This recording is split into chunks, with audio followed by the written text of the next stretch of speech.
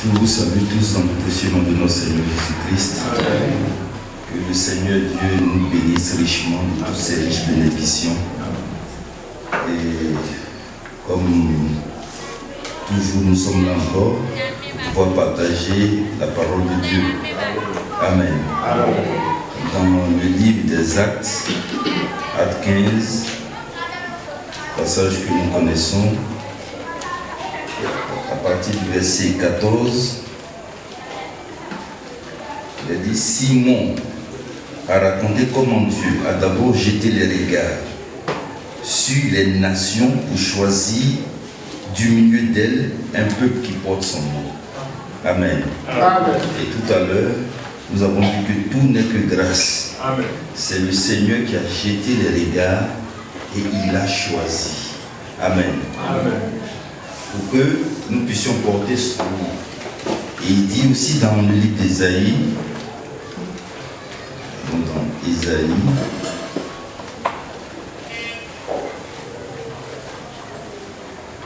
Ésaïe 51, verset 4.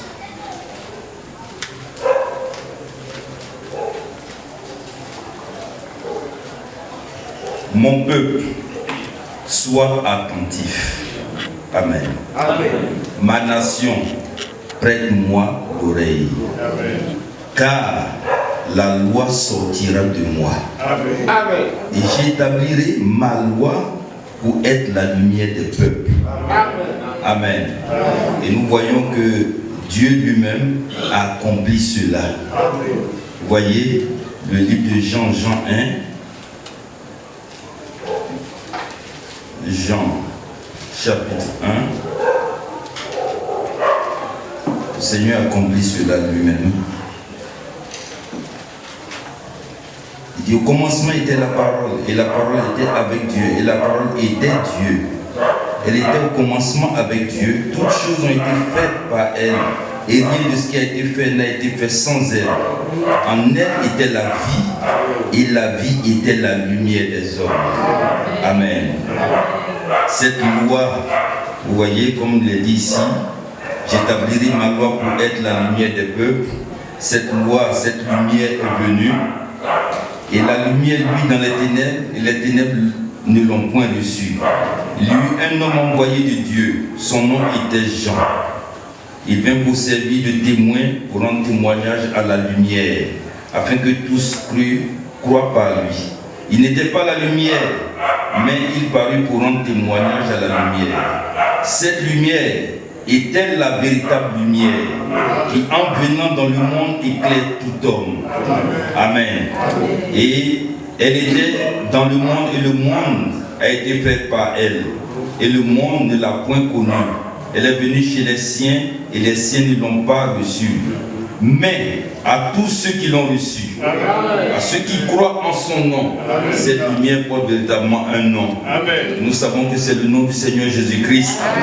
Elle a donné le pouvoir de devenir enfants de Dieu, lesquels sont nés non du sang, ni de la volonté de la chair, ni de la volonté de l'homme, mais de Dieu. Amen. Alléluia. Amen. Et dans le livre d'Ésaïe, terminé, Ésaïe 42, verset 21, il dit: l'Éternel a voulu pour le bonheur d'Israël publier une loi grande et magnifique.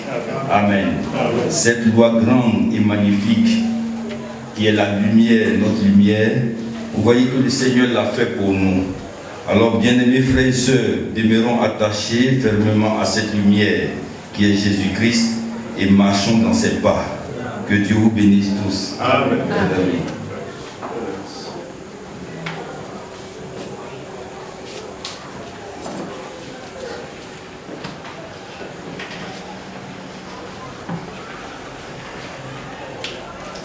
Encore une fois, je vous salue tous dans le nom du Seigneur Jésus. Amen. Nous venons déjà d'entendre ce qu'il y a dans la parole de Dieu et nous savons que tout ce qui vient dans ce livre inspiré de Dieu, le livre de la vérité, c'est aussi la vérité. Amen. Nous allions commencer déjà entendre que tout c'est par grâce et nous ne méprisons pas la grâce de Dieu. Nous savons que par nous-mêmes, nous ne pouvons rien faire. Pour être éclairés spirituellement, nous l'avions entendu, c'est le Seigneur Jésus qui est la lumière du monde. Si la lumière n'est pas là, il y a la nuit, et que soi-même on ne peut pas allumer la lumière, et qu'il y a quelqu'un qui vient avec la lumière, nous disons aussi là que c'est une grâce. Amen. Parce que la grâce est ce que nous ne pouvons pas faire. Mais quelqu'un d'autre l'a fait pour nous. C'est comme pour la lumière dans le psaume 119, j'y reviens encore, au verset 105. Ta parole est une lampe à mes pieds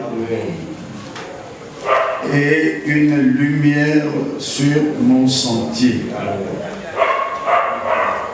Donc vous voyez, une lampe d'abord, dans le naturel, quelqu'un est incapable peut-être d'acheter une lampe, mais un autre achète pour lui. Ça aussi, c'est une grâce pour lui, parce que lui-même ne pouvait pas avoir de l'argent pour acheter. Mais si on lui donne cela, mais qu'il manquait la lumière et qu'il y a la nuit, on lui achète, si c'est une lampe à pétrole, le pétrole, lui, ne pouvait pas. Dans tout cela, voyons déjà celui qui a dit « Venez acheter sans rien payer ». Cela montre vraiment la grâce. Vous pouvez avoir même une lampe, mais si vous êtes incapable d'avoir de la lumière, vous restez dans les ténèbres. Mais voilà, le psaume 130, j'insiste sur cela parce que la parole est une lampe, mais nous sommes en train de marcher dans la nuit, spirituellement parlant, et sans la lumière de la lampe, nous allons broncher. Jésus-Christ est la lumière du monde. Il a dit, celui qui le suit ne marchera pas dans les ténèbres. Mais maintenant, là où il y a la révélation de la parole de Dieu, c'est là où on peut véritablement suivre le Seigneur, qui est la lumière. Sinon, on marche dans les ténèbres. Et ici, le psaume 130 et 119, verset 130. Aujourd'hui, on peut lire cela. 130. La révélation de tes paroles est claire. Amen. Elle donne de l'intelligence aux simples, Amen. à ceux qui sont humbles. Parce que là encore, c'est une grâce. Et Dieu résiste aux orgueilleux, mais il fait grâce aux humbles. Donc, celui qui ne recherche pas par lui-même, c'est celui-là à qui l'on fait grâce parce que tout ce qu'il a à faire, c'est de croire en celui qui peut faire cela pour lui. Amen. La parole de Dieu peut être là, mais si Dieu ne la révèle pas, il n'y a pas de lumière. Donc c'est quelque chose que lui fait pour nous, pour que nous soyons éclairés. Encore une fois, c'est une grâce. Parce que d'autres peuvent avoir la parole de Dieu qui est une langue. Mais en ce temps, par la grâce de Dieu, nous connaissons en quel temps nous sommes. Dans ce temps dans lequel nous sommes, qui est le temps de la fin et maintenant nous sommes même à la fin du temps de la fin. Amen. Il n'y a que les élus qui suivent Jésus-Christ dans son ministère du Fils de l'homme. Amen. Tout le reste, ils ont la parole, ils peuvent, comme c'était avec Apollos, vous connaissez cela, ils prêchaient même avec exactitude ce qui concerne Jésus. Mais la lumière pour avancer un peu plus dans ce que Dieu, par sa grâce, accomplissait dans le temps qui suivait Jean-Baptiste, il n'avait pas cette grâce par lui-même, ni même quand il prêchait exactement sur ce qui concerne Jésus, mais avancer, avoir la suite, il ne l'a fait pas. Dans notre temps aussi, il y en a qui peuvent parler du bien-aimé Sauveur. Le Sauveur du monde, c'est Jésus qui est le Sauveur du monde.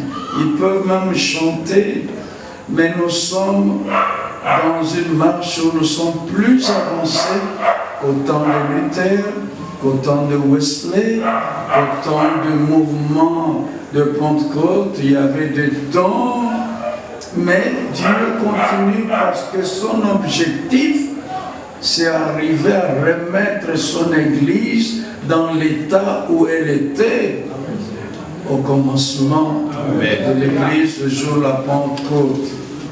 Mais plusieurs ne voient pas ça. Ils s'arrêtent.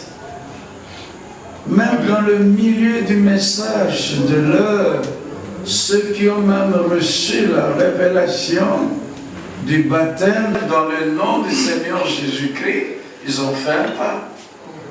Mais ce n'est pas fini. C'est ça, Matthieu 25. Les vierges folles, à un moment donné, ils manqueront de l'huile et constateront que leurs lampes s'éteignent. Nous connaissons tous Matthieu 25. Pourquoi ils avaient la révélation de la parole à une certaine époque de la marche? Mais il s'est avéré qu'à un moment donné, l'huile n'est plus là parce que Dieu nous révèle sa parole par son esprit. Amen. Vous pouvez rester avec la parole, mais si Dieu, par son esprit, ne continue pas à révéler dans la suite, vous voyez, je parlais d'Apollos. Apollos, à un moment, vous voyez, le baptême de Jean était venu du ciel. Nous l'avions lu, Amen. Jean 1. Il y a eu un homme envoyé de Dieu. Amen. Son nom était Jean. Mais cet envoi était dans le temps déterminé où certaines choses devaient s'accomplir que Dieu avait à faire en ce temps-là. Beaucoup disent aujourd'hui, voilà un prophète, mais qu'est-ce qu'il a prophétisé? Quel miracle a-t-il fait? Les gens pensent simplement à cela. Mais Jean était prophète et plus qu'un prophète. Amen. Mais dans son ministère, il n'a fait aucun miracle. Amen. Alors quelqu'un dirait que ce n'est pas un prophète, mais le Seigneur a dit plus un prophète, mais plus qu'un prophète. Amen. Tout cela pourquoi? Parce que les gens n'ont pas la révélation donnée par l'Esprit de Dieu au sujet de la parole de Dieu. De quoi s'agit-il quand on parle d'un prophète? Ils n'en ont qu'une partie selon une compréhension, mais il faut la compréhension correcte. Nous parlions d'Apollos. Vous voyez comment Apollos, il est un homme versé même dans les Écritures. C'est pourquoi ne soyons pas impressionnés s'il y a des personnes, des frères dans les milieux du message de l'heure qui peuvent aller citation sur citation dire qu'ils connaissent dans telle brochure à la page tel, paragraphe tel, ça n'impressionne que ceux qui ne sont pas dans les voies de Dieu plus exactement. Parce qu'il y a une compréhension intellectuelle que le frère Branham, dans sa prédication, le repos intérieur, le voile intérieur, appelle la première phase, lui dit christianisme. Mais nous savons les ismes, nous avions avancé. Les ismes, nous ne sommes pas dans l'isme, nous sommes des chrétiens. Nous ne sommes pas dans le christianisme. Comme Saul de Tarse était dans le judaïsme, comme il y a le catholicisme, méthodisme, littéranisme, pentecôtisme.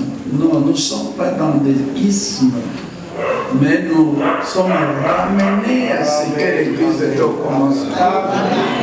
Or, au commencement, il n'y avait pas d'isme dans l'Église, mais l'isme était dans le judaïsme, comme Paul dans Galates 1 le dit. Donc, ici, je voudrais que un juif nommé Apollos, acte 18,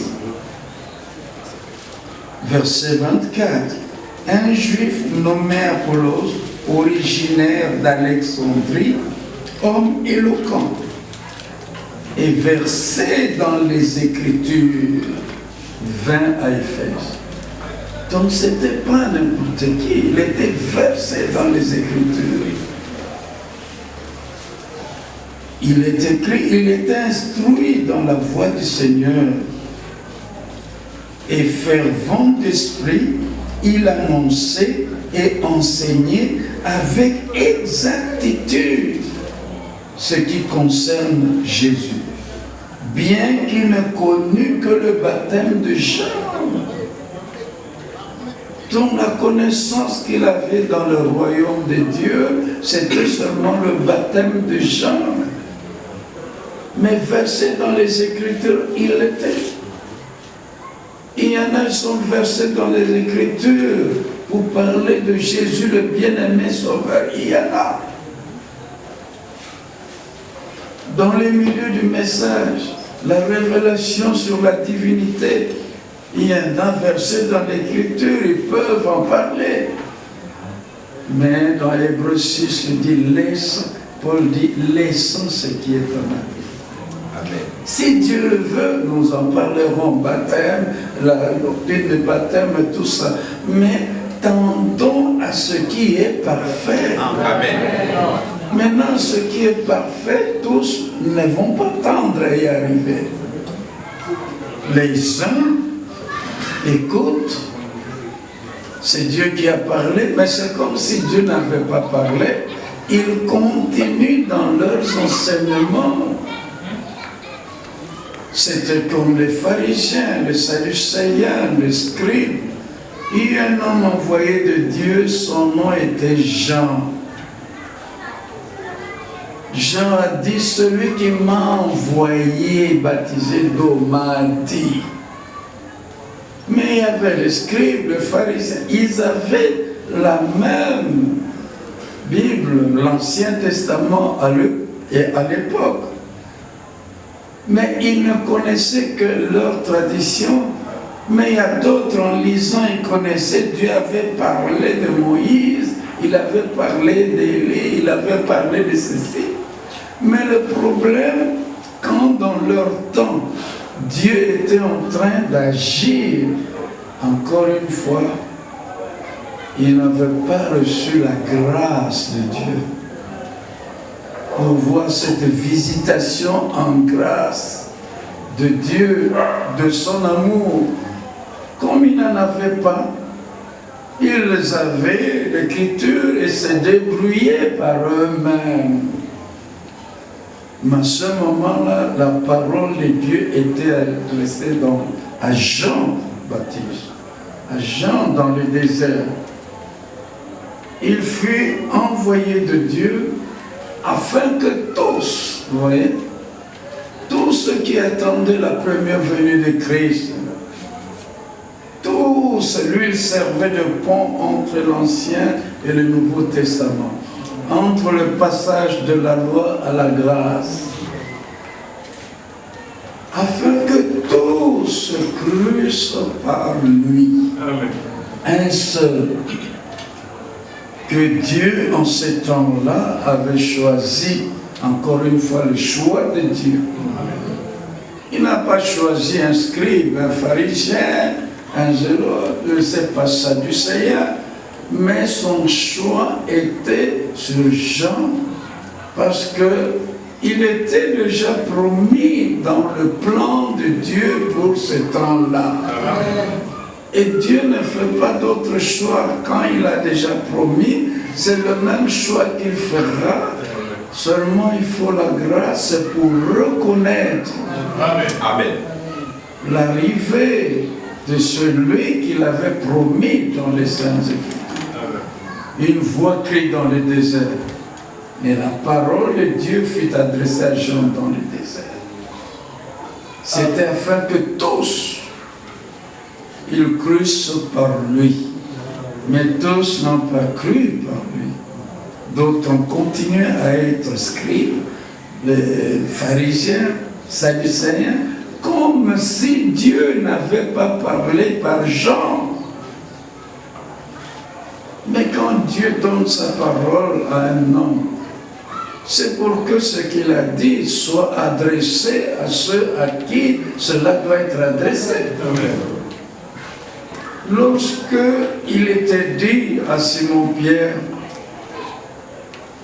tu leur diras les choses par lesquelles Corneille sera sauvé, lui et sa famille. Tu leur diras ça. Et Corneille, dans Acte 10, a bien dit à Simon-Pierre, nous sommes tous devant Dieu. C'est toi qui était échu le choix de nous parler. Alors nous sommes en présence de Dieu, nous tous, pour entendre ce que le Seigneur t'a ordonné de nous dire. Parce que le Seigneur ne peut pas ordonner que quelque chose soit dit s'il n'y a pas de gens qui doivent écouter ce qu'il a ordonné. Comme il savait que chez Corneille ça serait ainsi, nous connaissons la suite. Nous aussi, au temps de la fin, s'il n'y avait pas un peuple, le Seigneur n'aurait pas ordonné à Frère Branham de nous parler. Il ne lui aurait pas dit retourne à Jeffersonville, le temps est venu d'ouvrir les 7 sceaux. Mais pourquoi faire quand c'est ouvert? Mais il y en a de ceux qui doivent recevoir ces choses.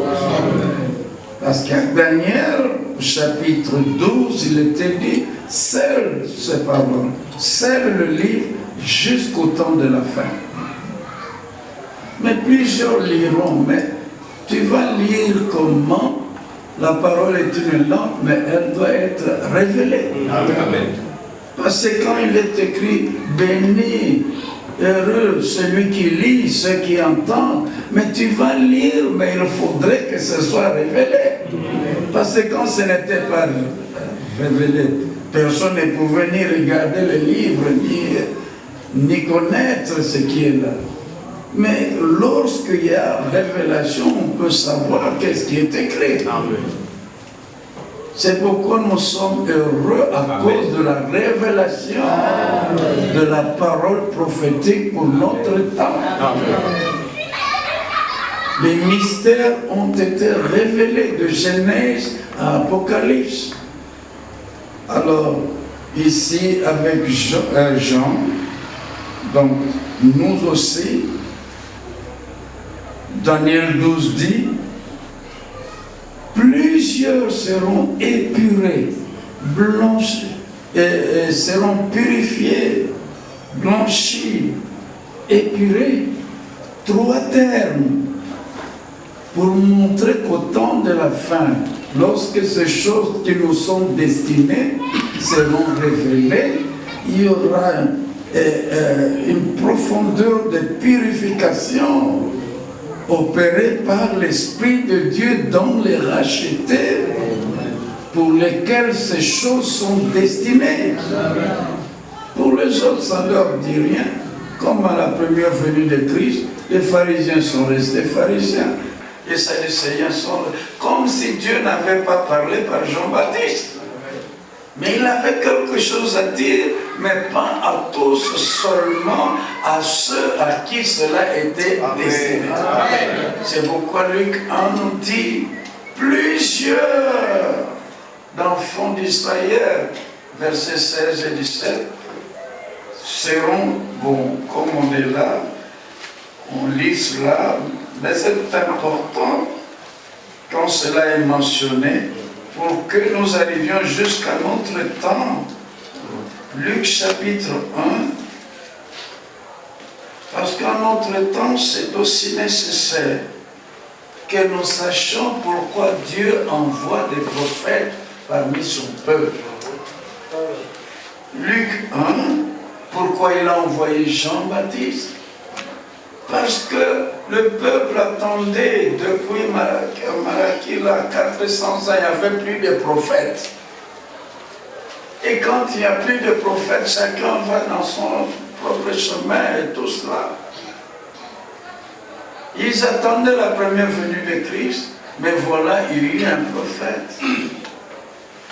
C'était pourquoi Jean était là, Luc 1, verset 15, il fut dit à Zacharie son père, car il sera grand devant le Seigneur.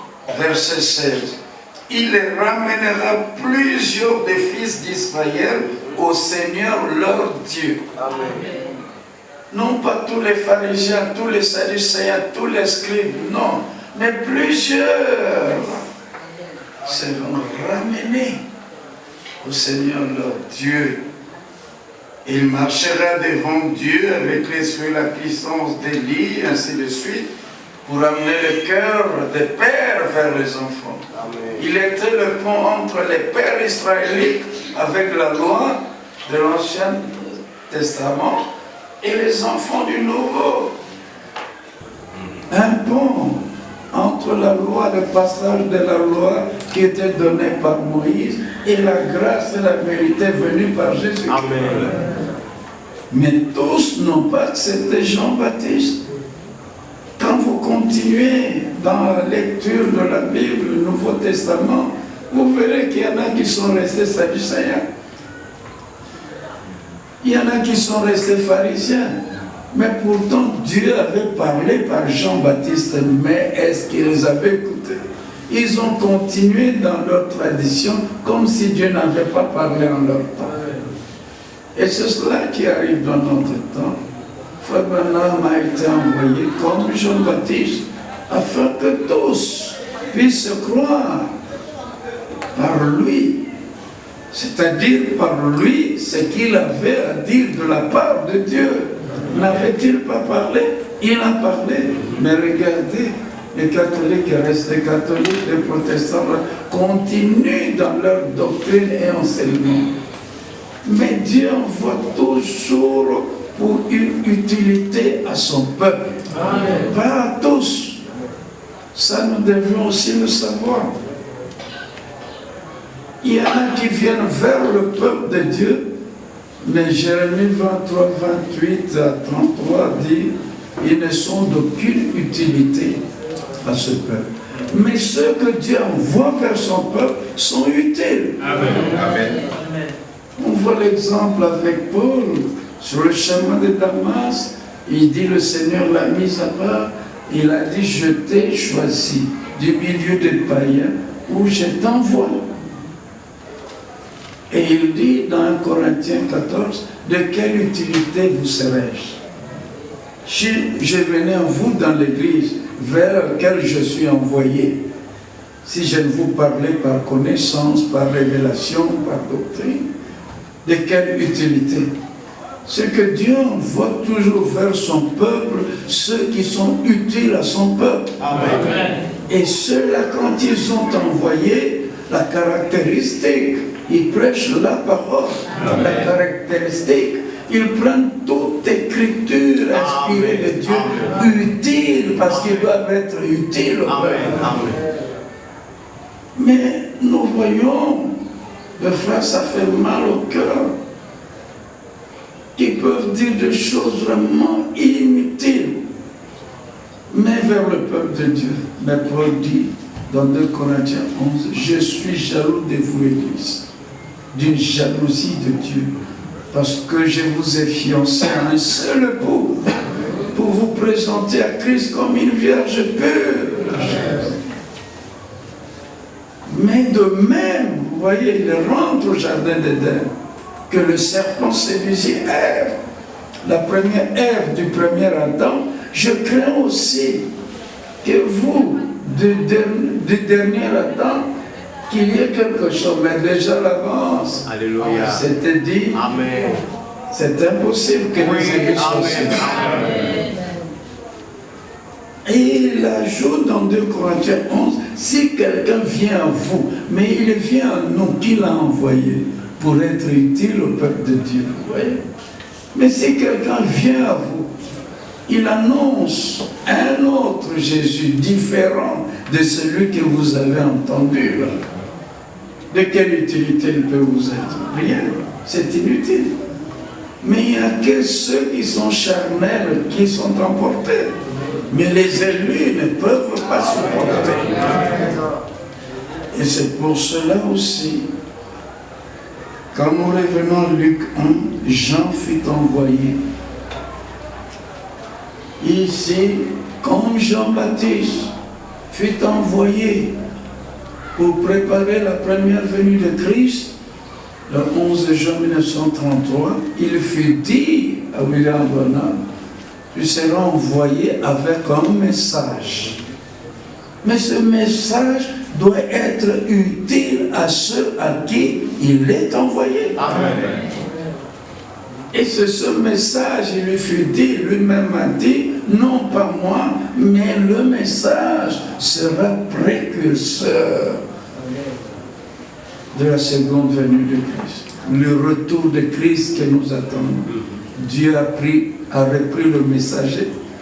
Ce n'est pas le messager qui devait être là avant que le Christ revienne. Comme Jean-Baptiste était là avant la venue, mais à la croix, il n'a pas vu l'action de Dieu pour la rédemption en Jésus-Christ. Mais aujourd'hui, c'est difficile, mais il y en a des frères qui pensent que c'est frère Branham qui devait être précurseur. Non. Ils n'ont pas reçu la grâce de reconnaître le but de l'envoi. Le but de l'envoi de Moïse, prophète, vers le peuple qui est en esclavage, ce n'était pas que le peuple demeure dans l'esclavage. Mais il y a l'esclavage religieux. Vous voyez? Protestantisme, mouvement de réveil, tout ça, c'est esclavage religieux. Beaucoup pensent qu'ils sont dans leur temps dans les choses spirituelles, mouvement de réveil et tout. Mais Dieu a fait grâce. Personnellement, je vous disais en 1964, Dieu avait fait grâce. J'étais déjà parmi ceux qui faisaient la lecture de la Bible dans j'ai vu ça ici, livre pour la lecture de la Bible. Vous voyez qu'il continue jusqu'aujourd'hui. Alors que moi, je n'y suis plus. Amen. Ça doit être une grâce, frère. Amen. Amen. Je sais en 1969, à Kinshasa, là où il y a le stade de martyrs, Tommy Osborne, qui était dans les campagnes d'évangélisation, miracle avec Frère Branham. Il était là. Moi, j'étais là aussi. Et j'ai vu ce que j'ai pu voir, mais mon attention était attirée quand il avait sa fondation, Tilly Osborne, avait édité des brochures en plusieurs langues, en français, en lingala, kikongo, je ne sais pas.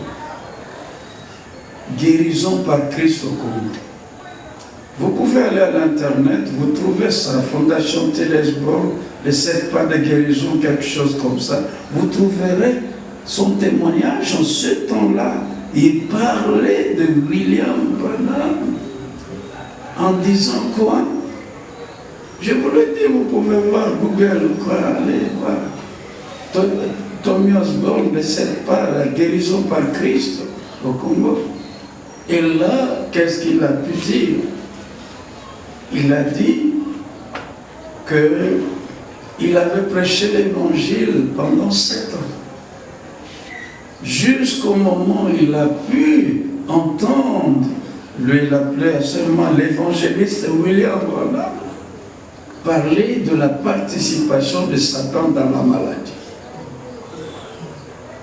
Des choses évangélistes, il a appelé, c'est plus tard que dans le milieu du message de l'heure, nous trouvons qu'il lui a été dit, lis et prends 2 Timothée 4, quoi, pour mettre l'angle là de l'édifice de la bâtisse qu'il devait avoir. Il lui était dit, fais l'œuvre d'un évangéliste. Ce n'était qu'une œuvre d'évangéliste. Mais son ministère, véritablement, c'était pas évangéliser. Son ministère, beaucoup ont raté cela. Parce qu'ils entendent prophète, il faut miracle. Mais Jean-Baptiste n'a fait aucun miracle. Beaucoup ont raté cela. Pourquoi? Parce qu'ils se sont attardés à la guérison et au miracle. Mais lui-même disait que la guérison, c'est comme un appât dans la maison. Vous jetez dans l'eau du lac, du fleuve, tout ça. Mais votre but, ce n'est pas nourrir le poisson. Le but, pourtant, c'est prendre ce poisson-là, mais comment l'attirer? Tu as besoin de lui. Tu as quelque chose à faire avec le poisson. Mais là, il faut passer par là-bas, et puis dans la bouche, c'est plus beau. Mais le poisson ne le sait pas. Mais là encore, il faut une grâce pour savoir qu'avec le miracle, c'est comme un appât. Mais la suite, celui qui te pêche comme cela, il a quelque chose à faire. Il veut que tu écoutes ce qu'il a à te dire. Amen. Et c'est là où, comme dans Jean 6, beaucoup n'ont pas pu. Pain et poisson, c'était très bien. Mais quand dans Jean 6, il prononça la parole, cette parole est dure. Mais regardez l'élu. Je me souviens, Franck, la première fois il est arrivé en janvier 75 à Kinshasa. Il avait fait une prédication qui était éditée en ce temps-là. Et je n'ai jamais oublié ça. Il commence à montrer Jésus-Christ est fils de Dieu, fils de David, fils de... Mais il arrive maintenant pour montrer le point capital en relation avec le ministère de Frère Branham. C'est fils de l'homme. Jésus-Christ s'est révélé comme fils de l'homme. Et il a pris ce passage-là pour montrer, regardez, les miracles, ils ont accepté tout, mais quand c'était le point culminant, la parole, alors il dit, voici, vous voyez, d'autres sont partis. Mais, Simon-Pierre, il dit, vous voyez le type des ennemis. Il n'a même pas fait référence au miracle, ils ont mangé des pains, il n'a même pas fait référence à ça. Mais regardez l'élu comment il est. À qui rions-nous? Car tu as les paroles de la vie éternelle. Ça, c'est le livre. Mais miracle ou pas, prodige, tout ce que vous voulez, mais son attention, c'est à la parole. Amen. Quelle est la parole que Dieu a promise pour notre temps? Amen. Avec les miracles, je vous ai dit l'autre fois à Brazza, nous rentrions et toute la ville, le côté du port était en émoi. Mais c'est parce qu'il y a quelqu'un qui était en train là, devait faire des prodiges et des miracles, tout ça a bougé. Mais nous, on est rentrés comme ça. Il n'y avait pas de bousculade, de rien. Pourquoi? Parce que ce message n'est pas venu pour remuer de grandes foules. Mais c'est adressé aux élus. Et les élus doivent comprendre pourquoi Dieu a envoyé un prophète. Alors je disais, évangéliste, il a fait l'œuvre de l'évangile. Il dit, l'évangéliste William Branham a montré comment la participation de Satan dans la maladie.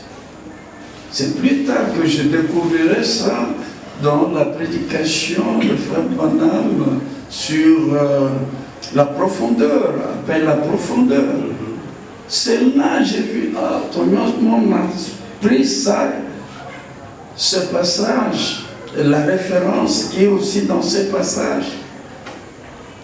Et alors il a dit, je trouvais aussi que moi, et mon ministère il y a eu un impact, une impulsion. Je voyais que moi aussi je pouvais prier pour les malades ou quoi. C'est comme ça que Frère Franck, il parle souvent, il dit beaucoup d'évangélistes américains. Ils ont eu un avancement dans leur quoi à partir du ministère de Frère Branham et des campagnes de guérison. Mais qu'est-ce qui s'est passé? Parce que quand il devait y avoir ouverture de sceaux, eh bien, en 1962 déjà, Dieu lui a dit de ne plus évangéliser. Mais de faire quoi maintenant? D'instruire l'Église en ce qui la concerne. Amen. Or là, il faut maintenant toute écriture inspirée de Dieu pour instruire, mais en ce qui concerne pas les dénominations, mais l'Église. Je disais à tes frères, je dis, si vous entendez à Kinshasa, cette période-là, après le passage de Tommy Osborne, il était aussi au sud, là, au sud-est, à l'époque, c'était, je crois, Elisabethville, Lubumbashi, là-bas, au Katanga. Mais ça, jusque-là, moi je sais que nous étions encore dans la ligue pour la lecture de la Bible, qu'on appelait à l'époque mouvement du renouveau, parce que le charismatique, ça n'a pas commencé avec les protestants, ni avec les méthodistes, non. C'était lors du concile de Vatican. Celui qu'on appelle M. Pentecôte, David Duplessis, dont Frère Branham parle beaucoup, il dit Dieu n'a pas de petits-enfants. C'est lui qui est invité de ce côté-là des pentecôtistes au Vatican pour assister comme observateur. Et quand il lui a été demandé de prier, il y avait un prêtre allemand, Béat. Vous pouvez vérifier ça même à l'internet. C'est celui-là, le cardinal Béat, qui prétendait avoir reçu le Saint-Esprit. En parlant langue, tout ça, c'est là où prit naissance, parce que vous avez le droit de connaître, de vérifier de quoi s'agit-il de tous ces mouvements. C'est à partir de là que naît le charismatique, le mouvement charismatique. À Kinshasa, c'était au Sacré-Cœur, ceux qui connaissent Kinshasa. C'est là, c'était chez les catholiques. Nous, chez les protestants, il y avait, comme je dis là, la Ligue pour la lecture de la Bible, qu'on appelait aussi mouvement du renouveau. Mais le renouveau, l'appelé charismatique, ça a commencé chez les catholiques. Et alors, je parlais de Kinshasa. À Kinshasa, et c'était à partir de ce temps-là où Tommy Osborne est passé, qu'on a entendu parler dans un coin, quelque part dans une rue, tu vois pas, on a entendu parler qu'il y avait des guérisons, il y avait un certain évangéliste, Heidi Nabala, si vous avez entendu le nom, mais à l'internet, maintenant il y a tout. C'est de là, après le passage de Tommy Osborne en 1969, que nous avions entendu parler de ce qu'on appelle Nzambe Malamu, si vous avez entendu à Lingala, donc le bon Dieu, quoi. Assemblée de Dieu, c'était là. Et les gens fluaient, parce que ça remet toujours des grandes foules. Miracles, guérison, avec William Bonham, ça remet aussi des grandes foules. Mais depuis 1962, Dieu lui dit, maintenant il faut renseigner l'Église, instruire l'Église en ce qui la concerne. C'est là où on a vu tous ces évangélistes. Il avait bien commencé, mais maintenant, vous voyez le problème. Parce que l'enseignement, là, l'instruction n'était pas pour eux. Dieu a dit que ça concernait l'Église. C'est à partir de là, ils se sont désolidarisés de lui. Et si l'on prend, là je vais directement au but, si aujourd'hui, par exemple à Kinshasa, on prend tous ceux qui sont du mouvement de réveil, s'ils sont sincères, ils vont dire, tel va dire, comme ils ont l'habitude de dire, mon père spirituel c'est tel. Si vous suivez ce père spirituel, c'est un peu comme un noyau d'un fruit, d'une mangue. Si vous faites rentrer ça dans l'arbre où c'était, et l'arbre, le noyau, vous arriverez à un arbre qui était au commencement. Mais au commencement dans cette ville-là et aux alentours jusqu'à l'Angola, je ne sais pas ici c'était comment, mais ça a commencé comme ça. Vous verrez que tous, quand vous les ramenez père spirituel, ils tombaient tous dans Heidi Nabala. Et Heidi Nabala, l'évangéliste, disait que lui, son père spirituel, c'était Tommy Osborne. Mais voilà ce qu'il en est. Ils ont pris seulement côté miracle, prodige, guérison. C'est pourquoi campagne de guérison partout. Miracle, réunion miracle. Ils n'ont pris que cette partie-là. Mais la partie essentielle de la mission du ministère de Frère Branham, ce n'était pas cela. Là, ce n'était que le début. Lui-même, il le dit bien, si vous lisez dans les joints du temps de la fin, vous écoutez, vers la fin, il en parle. Il dit, il n'y a pas de plus grand office pour un prophète que la révélation de la parole. Amen. C'est là qu'il parle de trois phases de son ministère. Première phase, guérison. Deuxième, discernement, le quoi. Mais troisième, c'était ça, le point culminant de son ministère. Et c'est là où beaucoup ont raté. Ils ont pris seulement côté miracle. Mais il est bien dit, comme Jean-Baptiste, mais Jean-Baptiste, esprit de lui, mais aucun miracle. Si on était en ces temps-là, qu'est-ce qu'on allait prendre de lui? Seulement écouter et croire par lui. Amen. Mais avec Frère Branham, l'esprit de... Mais beaucoup de miracles. Et les gens ont pris ce côté-là et ils ont formé des campagnes jusqu'aujourd'hui. Mais ce qu'il avait apporté comme message de correction, de rétablissement de toutes choses, là, ils n'ont pas affaire à ça. Ça encore, il faut grâce. Amen. C'est pourquoi j'étais béni, frère. Dès qu'il a prononcé ça, j'ai dit, parce qu'on a fait aujourd'hui un marathon, on est allé par-ci, par-là, on était très fatigués, on n'avait que peu de temps pour le repos. Mais dès qu'il a dit cela, et la prière que j'ai entendue dit, merci Seigneur, il y a quelque chose à dire. Alors vous voyez, nous sommes privilégiés. C'est la grâce de Dieu parce que beaucoup s'attachent à des prodiges, à des miracles. Mais ils ne savent même pas que tous ces mouvements de réveil, tous leurs conducteurs spirituels, où est-ce que ça a pris naissance? C'est à partir d'où? Ils ne savent pas. Mais nous ne les condamnons pas, nous ne les méprisons pas, mais nous remettons tout à Dieu. Amen. Si Dieu peut faire que parmi, comme nous aussi nous étions, il y en a encore qui trouvent grâce. Amen. Parce que sans trouver grâce aux yeux de Dieu, on ne peut ni rien voir, ni rien faire, ni rien reconnaître. On peut bénéficier de lui. Ça, sur la grâce là, ça peut nous propulser, nous donner une nouvelle impulsion dans notre marche. Amen. Pour voir même qu'il y a peut-être un endroit, on ne force pas, on ne fabrique rien. Amen. Il faut commencer par mettre de nous. Sinon, ça serait comme un buse, prendre des plumes de pan, et se met là, et vous voyez combien moi je sais, comme un pan. Mais en réalité, la nature reste foncièrement la nature de buse. Il n'y a rien de pan à l'intérieur. Il faut que ça commence à l'intérieur pour aller jusqu'à l'extérieur. Ainsi, pour ne pas aller trop loin dans ce que je venais de dire, nous devons voir le but pour lequel Dieu envoie le prophète. Beaucoup n'ayant pas compris cela,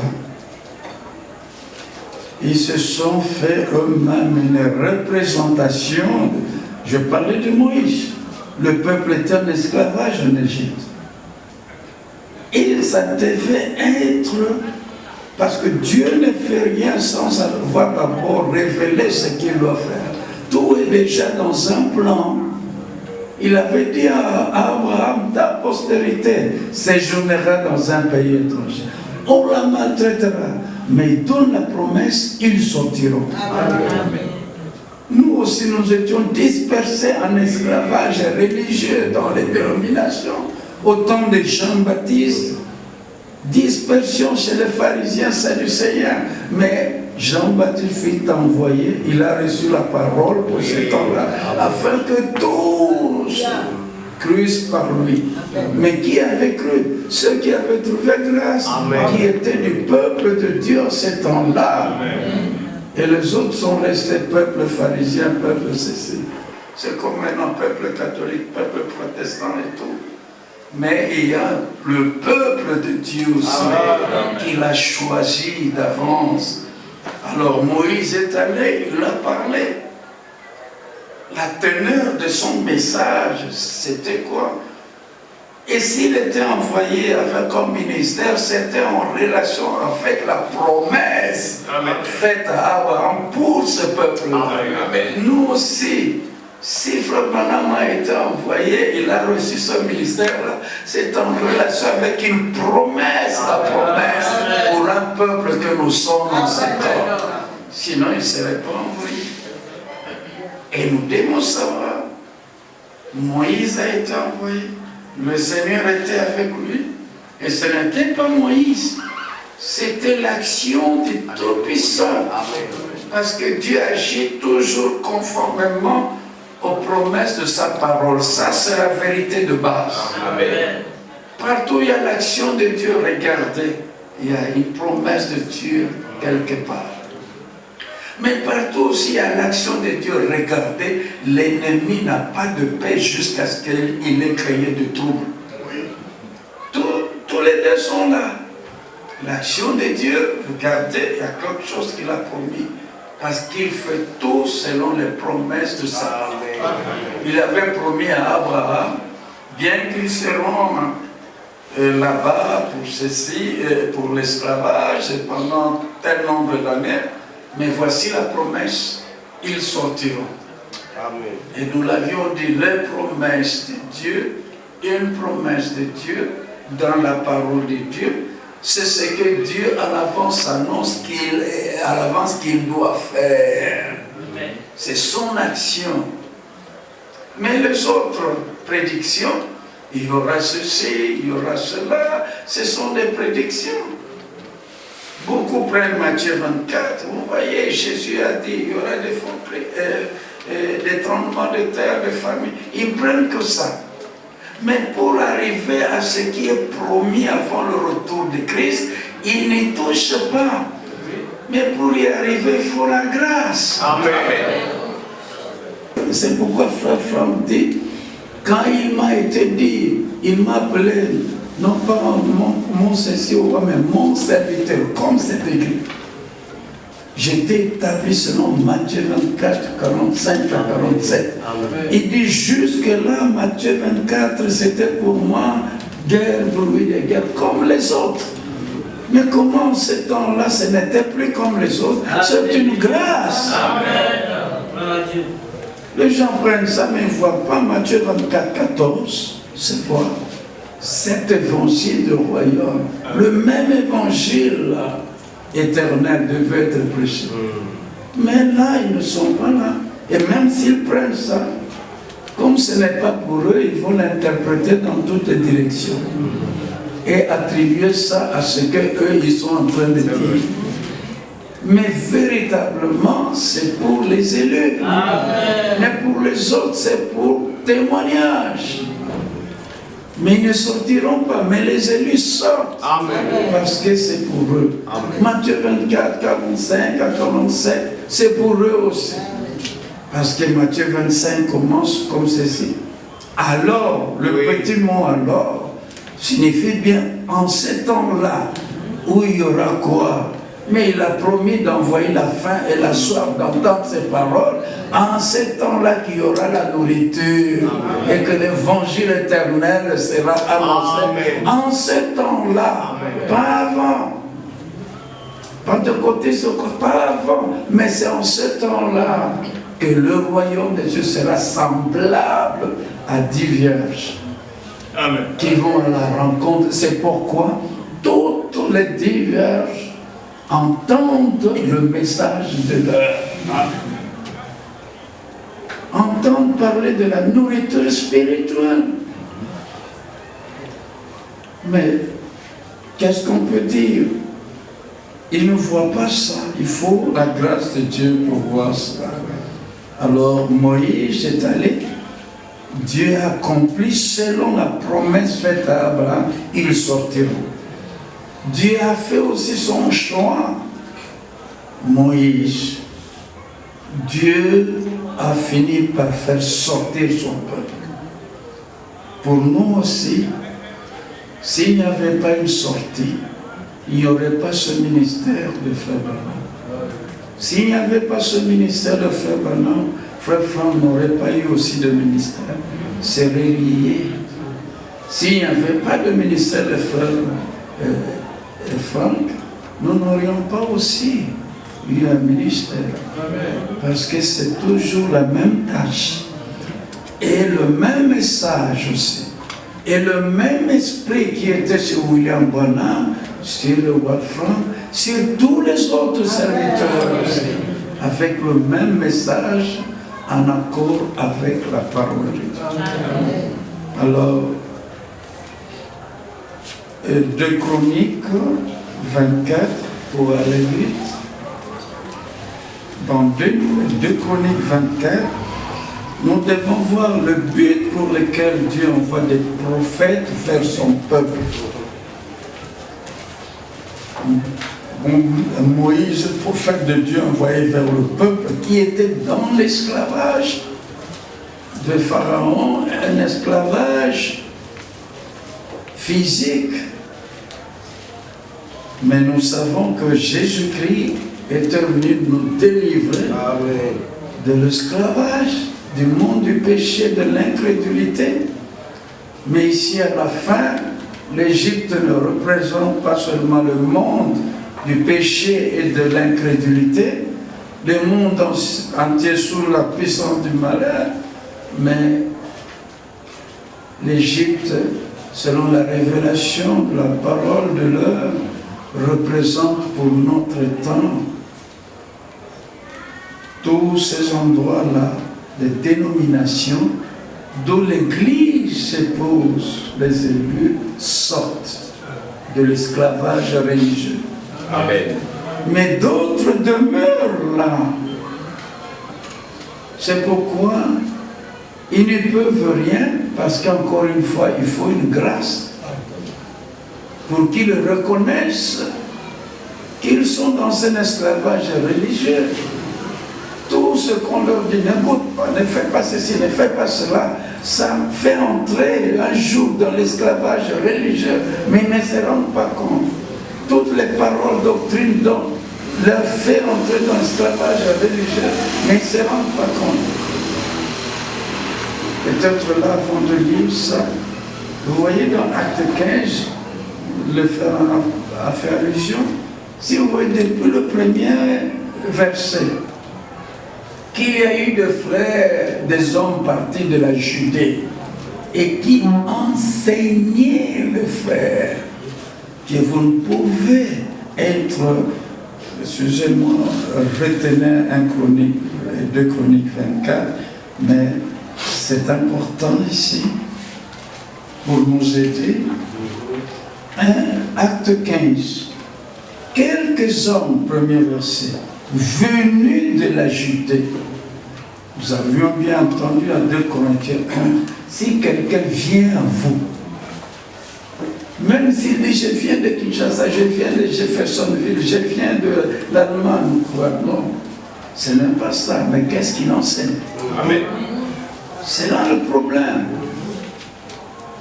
Parce que s'il enseigne un autre évangile, même si c'est un ange venu du ciel, il vient, non, je ne peux pas accepter. Quelques hommes venus de la Judée, parce qu'il y en a qui tremblent quand ils entendent, ah, il vient de ceci. Mais si même il vient du ciel, un ange, combien plus un homme de la terre, même s'il vient de Jeffersonville. Le psaume 119, le verset 160, 161, mon cœur ne tremble qu'à tes paroles. Amen. Mais il y en a qui tremblent devant les hommes. Mais regardez, qu'est-ce qu'il a dans la bouche? Qu'est-ce qu'il enseigne? Même s'il tourne comment, mais qu'est-ce qu'il enseigne?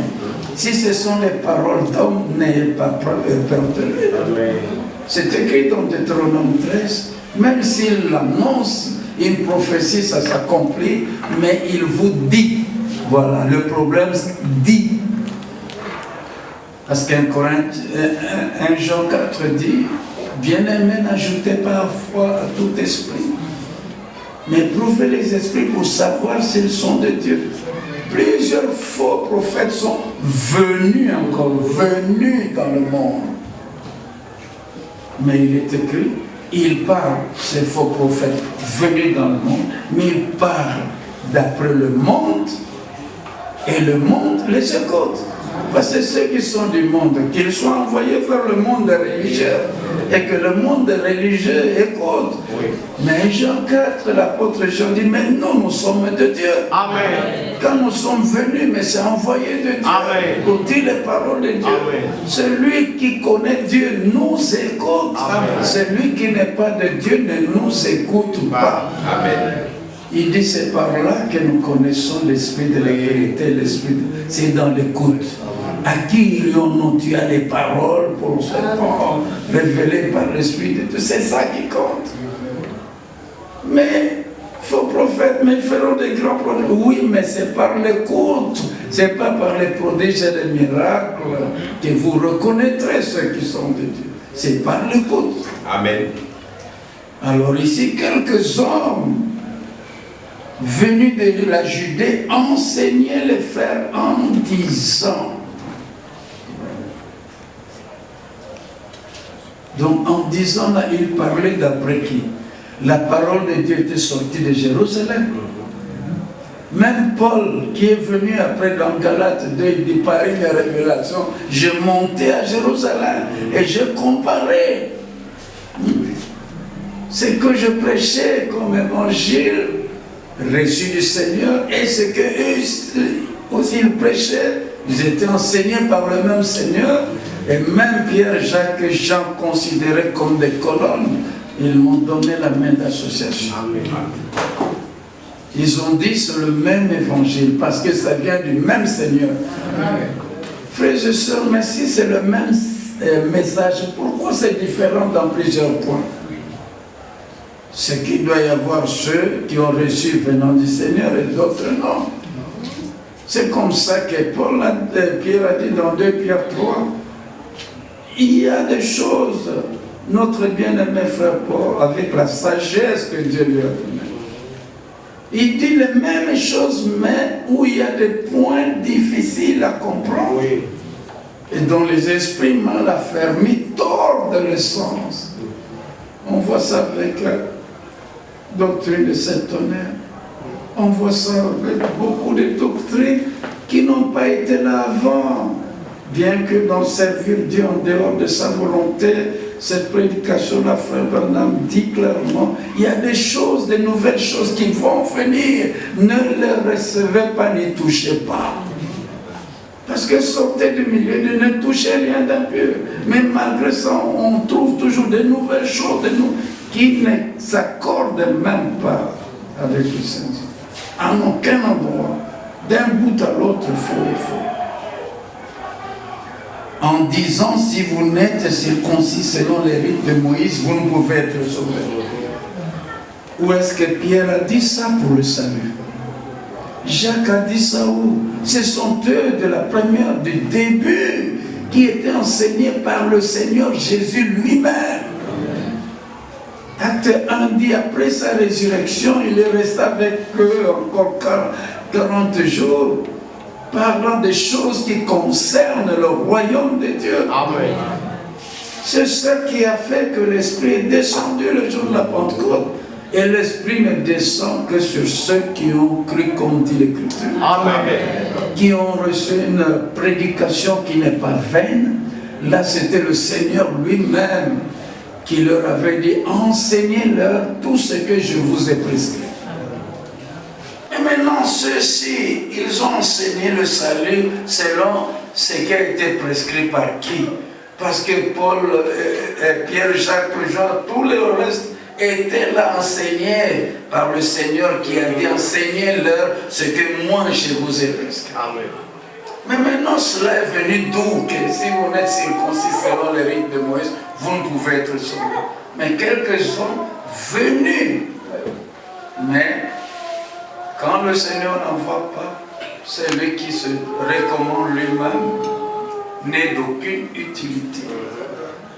D'abord, sa prédication pas conforme à l'Écriture est vaine. Oui. Ceux qui y croient, croient en vain. Et quand on doit adorer Dieu, mais la parole de Dieu ne rentre pas à lui sans effet, on dira aussi une adoration vaine, parce qu'on dira à Dieu des choses qui n'étaient même pas venues à la pensée de Dieu. Donc vous voyez, ils font lui dire dans la prière, mais des choses qui n'étaient même pas la pensée de Dieu. Dans le cœur de Dieu, il n'y en avait pas. Alors comment il peut accepter? Et Jésus a dit dans Jean 4, les vrais adorateurs que le Père demande adoreront le Père en esprit et en vérité. Mais qu'est-ce que la vérité? La vérité, c'est la parole de Dieu. L'Esprit de Dieu ne peut pas sceller ceux qui écoutent autre chose que la parole de Dieu. Chez Corneille, Simon-Pierre a parlé, il dit dans Acte 15, pendant que j'ai prononcé ces paroles, si vous allez dans Acte 10, le Saint-Esprit est descendu sur tous ceux qui écoutaient la parole. Parce que prêche la parole. Simon-Pierre a prêché la parole et l'Esprit sur ceux qui écoutent. Le Seigneur Jésus lui-même, la parole faite chair, il leur a prêché la vérité, la parole de Dieu. Le jour de la Pentecôte, le Saint-Esprit. Est-ce que c'est aujourd'hui que le Seigneur Dieu va changer sa manière de faire? Non. Aujourd'hui aussi, c'est le contenu divin de la parole, là, à l'intérieur, que l'Esprit doit venir sceller. Parce que Jean 7, 38 est clair. Le Seigneur dit, celui qui croit en moi, comme l'a dit l'Écriture, des fleuves d'eau vive couleront des sources. Il parlait de l'Esprit que devaient recevoir ceux qui croiraient en lui. Mais comment? Comme dit l'Écriture. Est-ce qu'aujourd'hui il va changer? Non. Il faut une prédication comme dit l'Écriture. Alors, Si l'on revient dans 2 Chroniques 24, pour savoir dans quel but Dieu avait toujours cette manière de faire, envoyer vers son peuple des prophètes. Il ne va pas changer cette manière quand il a envoyé aussi à notre temps. Il n'a pas changé quand il avait envoyé Jean-Baptiste comme prophète vers son peuple. Aujourd'hui aussi il ne change pas. C'est pourquoi le peuple de Dieu a le droit de connaître dans quel but le Seigneur Dieu envoie vers eux ses prophètes. Amen. Comme ça, il n'y aura pas à aller adorer le prophète, adorer Jean-Baptiste. Oh, voilà ta ceinture là, ta peau de chameau qu'on veut. Oh, il est bien ajusté là. Non, c'est pas ça. Là, il s'agit des gens qui ne comprennent pas dans quel but. Mon cœur était très touché quand j'avais vu des gens, c'est même dans l'internet, il prend même une petite fille, là. On met la photo de frère Branham, non, de la nuée là. Et puis on fait ça, je ne sais pas comment. Et puis la personne, sincèrement, s'agenouille et il prie devant ça. Et ça, ils ont trouvé quelque part. Hein. Ils trouvent toujours hein, quelque part. Si vous regardez bien dans le message, il y a quelque part. Bon, moi j'ai déjà vu quelque part, mais ce n'est pas nécessaire. Alors, même la petite fille entraînée. Alors, un autre, on doit prendre cette quoi-là, quand on les baptise, je ne sais pas, pour bénédiction ou quoi. On les baptise, mais il faut montrer ce que l'on fait, cette pratique, où ça s'est trouvé au début de l'église. Il n'y avait pas une telle pratique. On allait seulement, Philippe prend le nez que tu les deux rentrent dans l'eau, on ne voit aucune figure ou quoi, photo, rien. Il baptise, Pierre le jour de la Pentecôte. Quand on a baptisé Paul, on ne voit rien de tout ça. Mais du moment que c'est différent, mais ils ne veulent pas lâcher. Et c'est pourquoi si vous prêchez comme dit la parole, ils vont lâcher la doctrine de cet honneur. Il y en a qui ne l'ont pas. Seulement ceux par grâce à qui cela a été décidé. C'est le mot grâce aujourd'hui. Que Dieu puisse donner cela un sens vraiment. C'est nécessaire pour nous aider tous. Que dans tout ce que nous faisons, au coin que nous puissions croire, que nous disions sans la grâce de Dieu, je ne peux pas. Sans la grâce de Dieu, je ne peux pas comprendre. Sans la grâce de Dieu, je ne peux pas être comme je suis. Toujours par grâce. Amen. Alors, au verset 19 de 2 Chroniques 24, oh, je suis dans 24? Oui, mais 24 ici. Verset 19, 2 Chroniques 24. L'Éternel envoya parmi eux des prophètes pour les ramener à lui. Et c'est clair? Amen.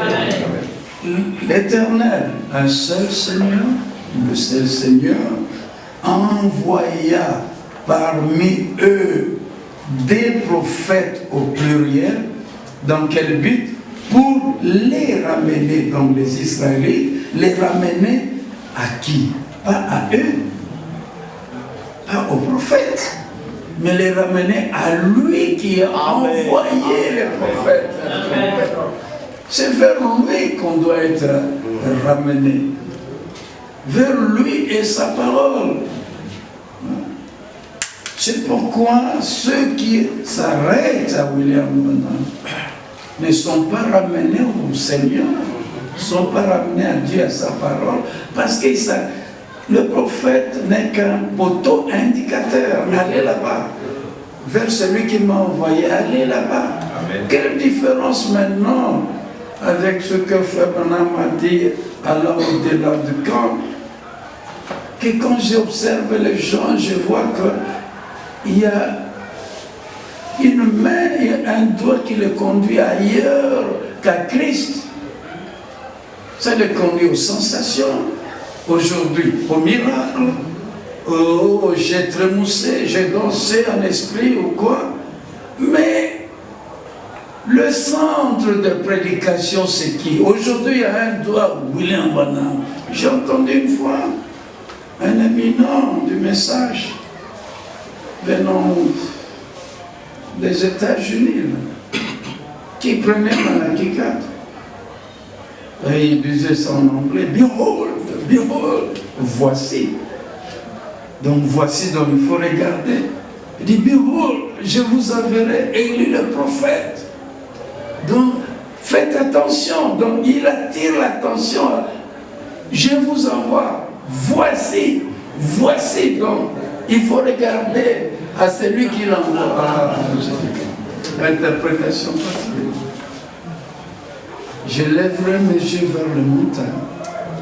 Oui. D'où me vient Amen. le secours me vient du Seigneur. Amen. Psaume 60, le secours de l'homme, les 2 derniers versets, n'est que vanité. Mais avec Dieu, nous ferons des efforts. Amen.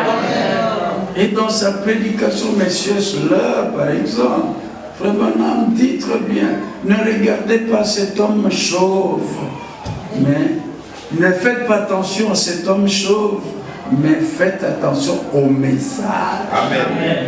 C'est bien dit, ils lisent, mais délibérément, ils veulent croire que c'est qu'ils veulent croire, même entre les lignes.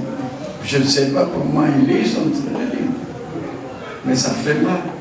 Que Dieu vienne en aide. Amen. Ici, nous voyons dans quel but le Seigneur envoie ses prophètes. C'est pour ramener son peuple à lui qui a envoyé. Non pas à celui qui est envoyé.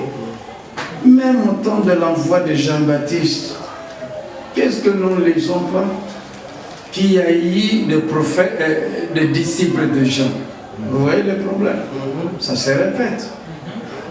Il y a des disciples de celui qui a été envoyé. Non. On a des disciples que du Seigneur.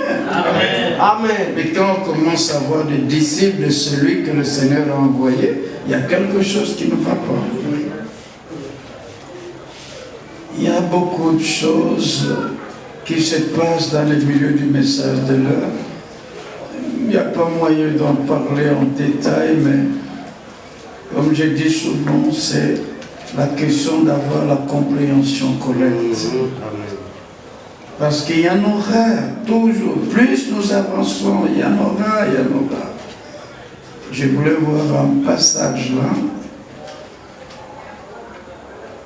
Ici, oh, je suis dans mon... Oh, c'est par là que je vais.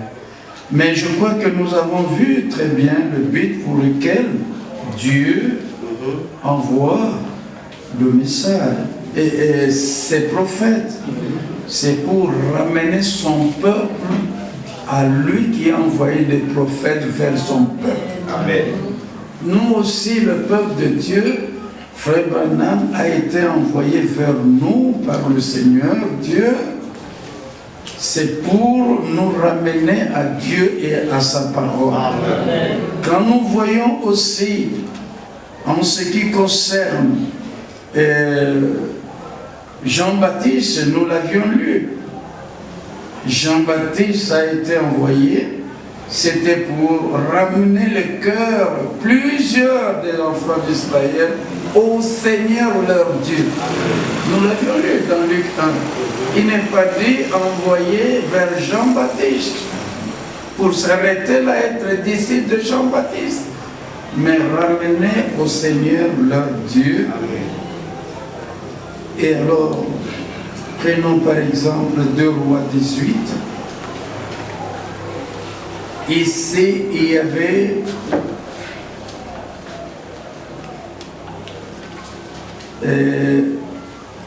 le roi d'Israël, Ézéchiel. Oh, les références. Verset 3. Bon, prenons directement le verset 4. Il fit disparaître les hauts lieux, brisa les statues, abattit les idoles et mit en pièces le serpent d'airain que Moïse avait fait. Car les enfants d'Israël avaient jusqu'alors brûlé des parfums devant lui. On l'appelait Nébustan.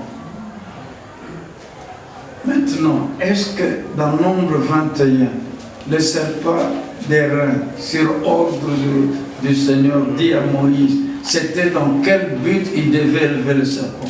C'était pas pour qu'on l'adore, qu'on brûle le parfum, non. Quand on brûle le parfum, là il y a l'adoration. Vous voyez le psaume 141, versets 1 à 2, que ma prière soit devant ta face comme l'encens, et l'élévation de mes mains comme l'offrande du soir. L'encensoir servait à brûler les parfums odoriférants qui montaient dans la fumée. C'était comme cela que le souverain des sacrificateurs en ces temps-là, souverain sacrificateur brûlait du parfum odoriférant et la fumée montait pour montrer que ça allait vers Dieu. Mais il y en a, nous ne nous moquons pas d'eux, mais qui ont pris ça littéralement. Ils se sont confectionnés des vêtements sacerdotaux comme Aaron et ainsi de suite, et prendre un encensoir terrestre. Non. La loi possède le nombre de biens avoués, mais la réalité est en Christ. Amen. Dans la réalité, 1 Pierre 2 nous dit, Apocalypse 1, verset 5 à 6, nous dit qu'il a fait de nous, toute l'Église, des sacrificateurs. Amen. Un saint sacerdoce. Mais nous ne brûlons pas l'encensoir comme ça. Vous allez dans Apocalypse 5. Je parle un peu de manière maintenant télégraphique là, pour donner l'essentiel que nous puissions aller à Dieu. Vous voyez Apocalypse 5. D'abord Apocalypse 1. Jean aux 7 églises qui sont en Asie, verset 4. Verset 5, et de la part de Jésus-Christ. Et la deuxième partie du verset 5. À celui qui nous aime, qui nous a délivrés de nos péchés par son sang, et qui a fait de nous un royaume de sacrificateurs pour Dieu son Père. À lui soit la gloire et la puissance au siècle des siècles. Amen. Amen. Il a fait de nous, toute l'Église, des sacrificateurs pour Dieu son Père. Mais vous voyez, il y a la sacrificature dans ceux qui servent la parole, mais dans toute l'Église, on sert comment? Dans l'adoration. C'est toute l'Église. Apocalypse 5.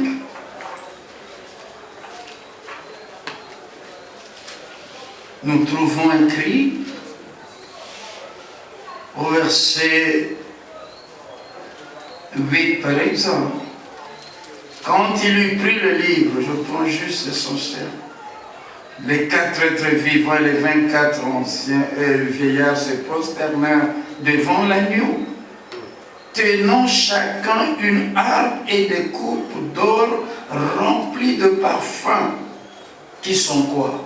Est-ce qu'on a encore besoin de révélation? Qui sont les prières des saints. Amen. Que ma prière soit devant ta face comme l'encens. Dans les psaumes, il y avait des choses qui devaient être accomplies. Amen. Dans le futur. Et c'est à l'Église qui est dit les prières des saints. Amen. Parce que quand Jésus-Christ est présenté comme agneau de Dieu, il s'agit de la rédemption et de sa relation du Rédempteur avec les rachetés. Et là, qui sont les rachetés? Parce que c'est le lion de la tribu de Juda qui avait vaincu pour prendre le livre. Mais quand Jean regarde, ce n'est pas le lion, c'est l'agneau. Mais qui est le lion de la tribu de Juda? C'est Jésus-Christ. Qui est l'agneau de Dieu? C'est Jésus-Christ.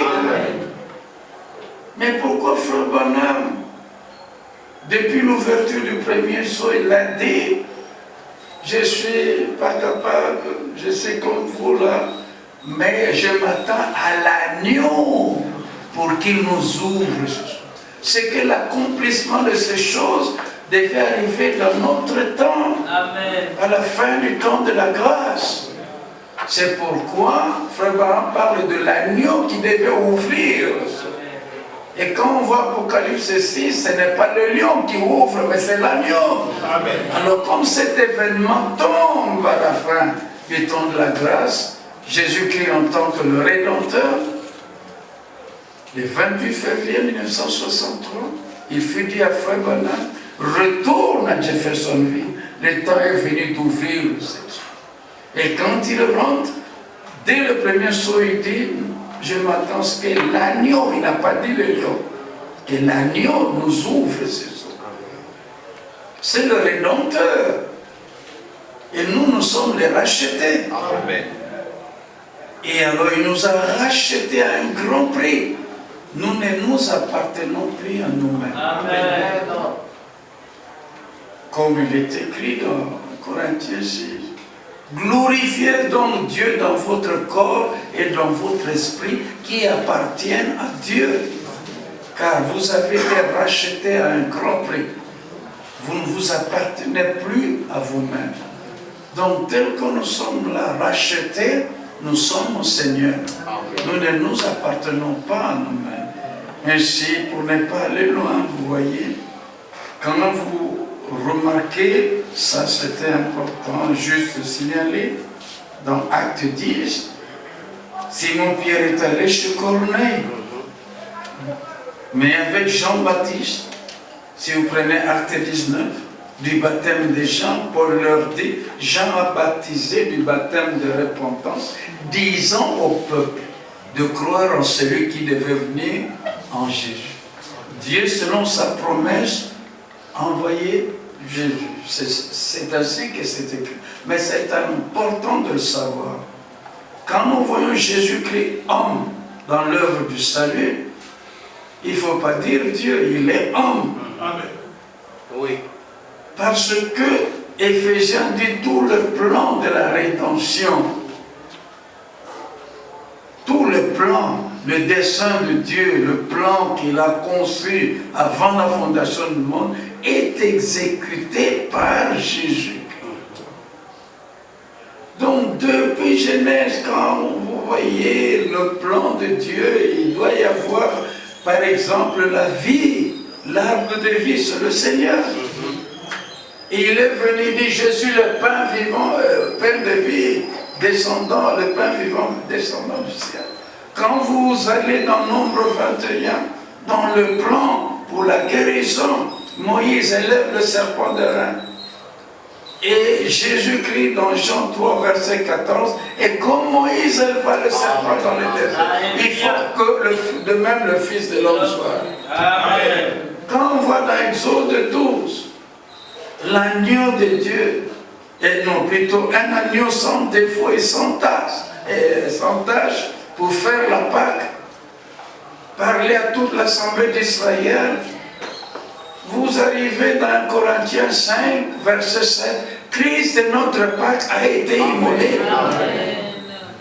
Vous allez dans 1 Pierre 1, verset 17, 18, 19, 20. Nous avons été rachetés non par l'or ni par l'argent, mais par le sang précieux de Christ, comme d'un agneau sans défaut et sans tâche. Partout, Dieu exécute son plan. C'est pourquoi l'autre fois nous avions dit cela. Dans son plan du salut, l'homme devait chuter et Dieu le sauveur, Dieu qui est esprit, personne n'a jamais vu Dieu. Mais il doit venir sauver le pécheur. Et il donne la promesse, Ésaïe 35, verset 4, dites à ceux qui ont le cœur troublé, voici votre Dieu, il viendra lui-même et vous sauvera. Mais dans le plan, Dieu esprit ne viendra pas sauver en tant que Dieu esprit, non. Mais il vient sauver par Jésus-Christ. Amen. Alors Christ entrant dans le monde, dit, tu n'as voulu ni sacrifice, ni offrande, ni holocauste qu'on offre selon la loi, tu m'as formé un corps. Voici, ô Dieu, je viens pour faire ta volonté. Nous ne sommes pas à choper. Parce que le sang des taureaux et des boucs ne pouvait pas ôter les péchés. Tu m'as formé encore, je viens pour faire ça. Et on le voit à Golgotha, on le crucifie. Ah, mais qu'il se sauve, où est le miracle? Ce n'était pas le temps de faire le miracle. Amen. Mais voilà que Pilate, poussé par quoi, va écrire celui-ci est le roi des Juifs. Et vous savez, il y a en hébreu, en latin et en grec. Le lieu où Jésus devait être crucifié était un peu en dehors du camp. Oui. Mais quand les passants passaient, les Juifs ont dit non, n'écris pas comme ça. Pilate dit ce que j'ai écrit, c'est écrit. Et vous savez ce que les Hébreux voyaient là? C'est ce que j'ai vu souvent, je ne sais pas ici, hein, mais quand on voit, il y a une croix pour enterrer quelqu'un, on crie I-N-R-I. Oui. Parce qu'en ce temps-là, I avec J, c'est comme pour les notes de la musique, ut, do, ré, mi, fa. C'est à partir d'un hymne à Jean-Baptiste, selon ce qu'ils disent. Si c'est ut, si c'est quoi, do, ra, gestorum, mira, gestorum, des choses comme ça. Ils ont pris la première partie qui a donné les lettres de solfège, do, ré, mi, fa, sol. Mais quand vous arrivez à C, c'était Santo Johannes. C'est du Saint-Jean, vous voyez, c'est hymne à Jean-Baptiste. Mais la note ici, c'est S-J, mais la façon d'écrire les I avec J, c'était la même chose. Maintenant, là, la croix, quand on prend chaque première lettre qui commence Jésus de Nazareth, roi d'Égypte, vous avez J ou bien I. La première lettre qui suit N, l'autre R pour Ré, hein, en quoi. Et puis à la fin là, il y a I ou J. Maintenant en hébreu, J là, il y avait H, Amos, Rome ou quoi. Vous voyez vraiment le tétragramme hébreu de Yahvé. Alors quand les Juifs vont dire, non, n'écris pas comme ça, ce que j'ai écrit, c'est déjà écrit. Mais ils ont vu que c'est Yahvé qui était salut là, qui était là pour leur salut. Alléluia. Parce que dans cette forme-là spirituelle, il ne peut pas mourir. Mais dans son plan qu'il devait exécuter par Jésus-Christ, il devait former un corps. Oui. Le même qui avait formé un corps spirituel en tant qu'esprit, il entrait là, faisons l'homme à notre image. Il créa l'homme à son image, à sa ressemblance. C'est le même encore. Il créa un corps de chair et de sang. Amen. La parole qui était Dieu devint chair et a habité parmi les gens. Amen. En Christ habita corporellement toute la plénitude de la divinité. Mais lorsqu'il termine tout son plan, c'est terminé. Alors 1 Corinthiens 15 dit, le Fils lui-même sera soumis au Père et Dieu sera tout en tous. Amen. Donc Dieu est esprit, mais il était manifesté en chair. Amen. Pour être notre avocat. Oui. Qui pouvait être notre avocat? C'est toujours lui qui devait nous justifier. C'est toujours lui, mais c'est son plan. Amen. Mais c'est par un homme qu'il l'a fait. Mais cet homme-là, c'est Dieu lui-même. Son nom était en lui. Amen. Amen. Comme son nom était, donc sa présence personnelle était dans son ange dans l'Ancien Testament.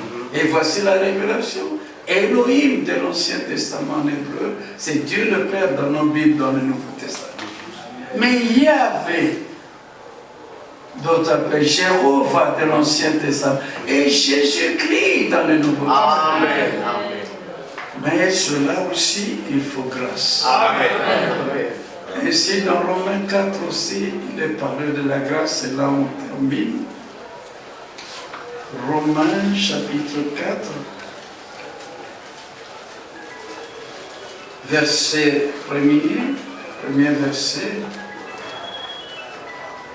Que dirons-nous donc qu'Abraham, notre père, a obtenu selon la chair? Si Abraham a été justifié par les œuvres, il a sujet de se glorifier, mais non devant Dieu. Car que dit l'Écriture? Abraham crut à Dieu et cela lui fut imputé à justice. Or, à celui qui fait une œuvre, le salaire est imputé, non comme une grâce, mais comme une chose dure. Amen. Celui qui va au travail, il y a le bulletin de paie. S'il travaille en fonction de ce qu'il fait là, qu'à la fin on établit une liste de paie. On dit bon, net à payer c'est ceci, salaire. Mais pourquoi? C'est parce qu'il a travaillé. On lui doit ça. Il y en a qui marchent même si on ne leur donne pas le salaire. Parce qu'ils savent qu'ils ont travaillé, ils ont droit à ça. Il y a des droits, il y a aussi des devoirs. Oui. Mais ils ont fait leur devoir. Vous avez le droit de les rémunérer. Mais pour Dieu, c'est comment? Hébreu 11. Il faut que celui qui s'approche de Dieu croit que Dieu existe et qu'il est le rémunérateur. Amen. Mais il rémunère quel salaire? Mais c'est la foi. Sans la foi, il est impossible d'être agréable à Dieu. Mais la rémunération au travail, la foi c'est plus. Quand Abraham, il est écrit, il ne douta, donc espérant contre toute espérance. Un travailleur qui a travaillé la fin du mois, il a déjà vu le bulletin de paie et il commence à espérer, on va bientôt payer. Mais il a vu déjà quelque chose. Mais Abraham n'a rien vu. Amen. Donc espérant contre toute espérance, mais la foi. Ça c'est important, frères et sœurs, celui qui s'approche de Dieu doit croire que Dieu existe. Amen. Et qu'il est le rémunérateur de ceux qui le cherchent. Mais ceux qui le cherchent doivent avoir la foi de croire. Et alors ici, or à celui qui fait une œuvre, le salaire est imputé. Et le salaire du péché, c'est quoi? On nous a imputé la mort. Le salaire du péché, c'est la mort. Mais les dons gratuits de Dieu, quel salaire, quel travail tu vas faire pour avoir la vie éternelle, puisque c'est gratuit. Amen. C'est la vie. Vous êtes gratuitement justifié. Même la justification, c'est gratuit. Amen. Parce que tu ne fais pas l'œuvre de justifier ou de te justifier devant Dieu. Mais c'est lui en Jésus-Christ. À cause du châtiment, là, la croix, Dieu dit, bon, je le justifie. Amen. Parce qu'il croit à ce sacrifice. Mais comme une chose due, vous voyez, à celui qui fait une œuvre. Et à celui qui ne fait point d'œuvre, mais qui croit, vous voyez, en celui qui justifie l'impie, sa foi lui est imputée à justice. Amen. Il ne fait pas l'œuvre de se justifier. Ah, vous voyez, moi je ne suis pas comme ces publics là. Moi, j'ai fait ceci, j'ai fait cela, je donne ma Bible, j'ai fait ceci, je ne suis même pas comme ces publics là. Non, ce n'est pas cela. Mais crois en celui qui justifie. Oh Dieu, sois apaisé envers moi qui suis un pécheur. Ça, c'est le publicain qui l'a dit. Or, pour qu'il y ait cet apaisement de Dieu, que nous soyons en paix avec Dieu, ce n'est que par la foi en Jésus-Christ. Il n'y a pas un autre moyen. Le châtiment qui nous donne cette paix avec Dieu est tombé sur lui. Et nous croyons que c'était tombé sur lui. Il était crucifié pour cela. Son sang sorti pour pardon des péchés. Nous croyons tout cela. Amen. C'est pourquoi Dieu nous les donne gratuitement. Amen. Nous sommes gratuitement justifiés par le moyen de la rédemption qui est en Jésus-Christ. De même, David exprime le bonheur de l'homme à qui Dieu impute la justice sans les œuvres. Heureux ceux dont les iniquités sont pardonnées. Amen. Et dont les péchés sont couverts. Amen. Quand il est dit heureux, ils sont heureux. Amen. Compte en banque ou pas, carte de crédit ou pas, voiture ou pas, maison ou quoi, ou pas, ce bonheur est c'est à ne pas comparer même à ceux qui ont des gratte-ciel. Même ceux qui ont je ne sais pas combien de sociétés. Ce n'est pas à comparer à ce bonheur. Amen. Ils ont toujours des tourments, Mais Dieu nous a accordé vraiment la paix par Jésus-Christ, qui est le Seigneur de tous. Oui. Heureux l'homme à qui le Seigneur n'impute pas son péché. Est-ce que ce n'est pas une grâce? Parce que s'il comptait nos iniquités, personne ne résisterait. Nous allions tous disparaître. Mais celui à qui on a aimé beaucoup, il aime aussi beaucoup. Ne pense pas que c'est moi j'ai fait. Hein? Non, il faut entrer en profondeur, regarde-toi comme dans un miroir et renvoie-toi l'image du miroir, honnêtement, sans rien ajouter ou quoi. Regarde et fais l'inventaire de toute ta vie et tu verras que tu as été fautivement, mais tout ça, il t'a pardonné. Amen. Est-ce que tu vas rester comme ça ou bien dire, bon, comme il m'a pardonné comme ça, je rentre dans le monde, dans la boue, oh, quelle grâce. On n'a rien compris. Parce que celui qui allait se noyer, on le retire des eaux. Et s'il va dire, je vais encore me noyer, pourquoi on te retire tout le temps? Non, il est mort une fois pour toutes. Amen. Ce n'est pas pour aller toujours à la croix. Celui qui était dans le monde, par l'action divine, il a été arraché du monde. Maintenant, on le met dans la liberté des enfants de Dieu, dans le cadre de la parole de Dieu, il dit, je sors encore, je rentre au monde, n'a rien compris. Vous savez que les murs de Babylone devaient être brisés par le marteau de la parole. Est-ce que le Seigneur a fait ça en vain? Non, c'est pour que nous sortions. Amen. Maintenant que nous sommes sortis, c'est pour rentrer encore? Jamais. On n'a rien compris. Que Dieu, le Seigneur, nous fasse à chacun grâce. Amen. Que nous comprenions tout cela et que nous comprenions aussi dans quel but il a envoyé le message de l'heure, qui ne doit pas rentrer à lui sans effet. Il n'a pas envoyé ça pour que nous adorions le prophète de l'heure. Il n'a pas envoyé ça pour que nous remplissions nos têtes de connaissances. Il n'a pas envoyé ça pour rivaliser des débats avec les autres. Non.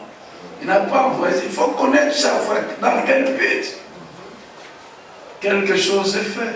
Parce que le Seigneur fait tout pour un but. Amen. Mais comme celui qui plante une semence, il attend la récolte de la même espèce. Dieu aussi attend le fruit qu'il faut recevoir de nous. Nous pouvons nous lever. Que Dieu vous bénisse tous. J'aimerais seulement lire Romains 4 encore une fois, une partie, parce que nous allions parler autour de la grâce abondamment aussi, que nous comprenions aussi correctement ce que ça signifie par l'aide de Dieu. Verset 6 et jusqu'à 8. Depuis le verset 4. Or, à celui qui fait une œuvre, le salaire est imputé non comme une grâce, mais comme une chose due. Et à celui qui ne fait point d'œuvre, mais qui croit en celui qui justifie l'impie, sa foi lui est imputée à justice. De même, David exprime le bonheur de l'homme à qui Dieu impute la justice sans les œuvres. Heureux ceux dont les iniquités sont pardonnées. Amen. Et dont les péchés sont couverts. Heureux l'homme à qui le Seigneur n'impute pas son péché. Amen. Et enfin, Philippiens, il est écrit ceci. Philippiens chapitre 1, verset 6. Je suis persuadé que celui qui a commencé en vous cette bonne œuvre la rendra parfaite pour les jours de Jésus. Amen. Si c'est lui qui a commencé, qui rendra parfaite? Est-ce que c'est pas par grâce? Amen. Que Dieu bénisse chacun d'entre nous. Amen. Nous allons alors chanter ces merveilles. Amen. Même une petite partie où les cœurs. Je crois que la Bible est vraie. Je le crois. Je crois